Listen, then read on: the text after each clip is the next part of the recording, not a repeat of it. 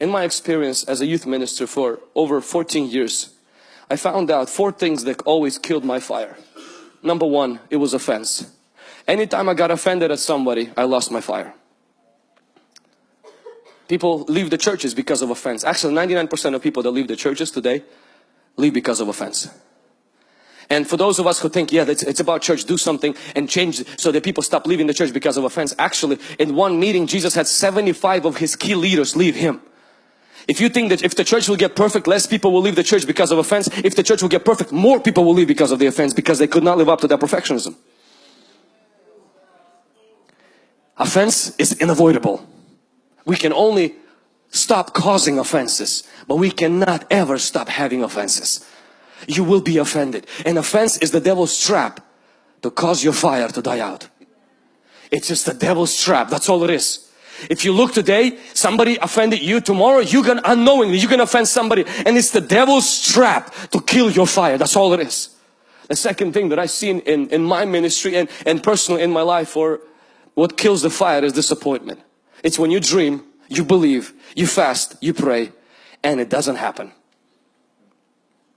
You prayed for somebody who wanted, you believed that they're going to be healed. You had a word from God. You knew it and nothing happened. And next thing that happened is that becomes like a water that goes on your fire. And it's very important. I want you to see this. When you get offended, honestly, Jesus doesn't really go after you and tries to butter you up. When the guys got offended, Jesus didn't go after them and say, hey guys, let me explain. I didn't mean you to eat my flesh. I meant communion. Jesus didn't do that. But when guys left Jerusalem, walked to city of Emmaus, he walked beside them, encouraged them with scriptures until their hearts got on fire again. Anytime you're disappointed, Jesus will walk behind you and remind you of His word, so your heart will catch fire again.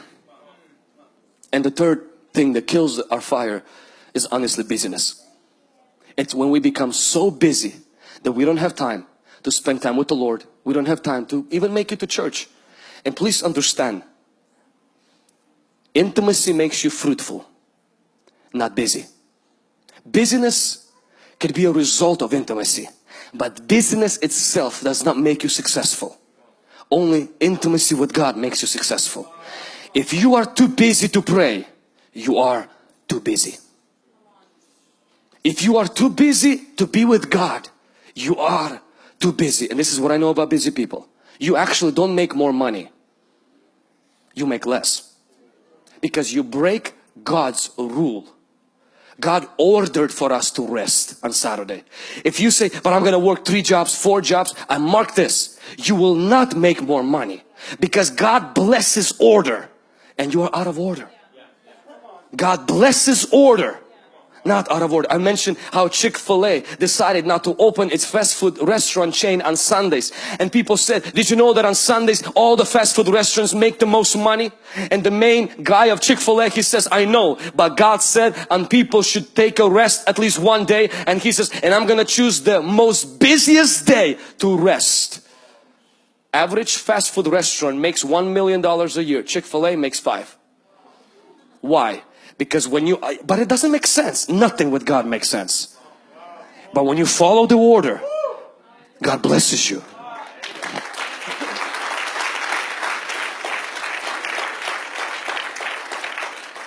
Same thing, when you give, it seems like you're gonna lose money and somehow you have enough. When you hold on to that, it seems like it's never enough. Business is good if it comes out of your fruitfulness and it doesn't affect your intimacy with God. But the moment you see your fire is dying out, your fire is dying out, cut back on some things. Catch your breath. Relax. You're still gonna die. Why work so hard that you waste you ruin your health to get more money, and then you spend your money to get your health back? Why don't you just keep both at the same time? Because this is not just about relationship with God. This is about your health being. This is about your kids. Knowing who you are. This is about your family. This is about your spouse. This is about everyone, everything being intact. And the last one is materialism. Materialism is not when you have stuff. It's when the stuff has you. I have this Apple Watch. I have this watch. this watch doesn't have me. Because at any moment, this watch can be yours. Not today.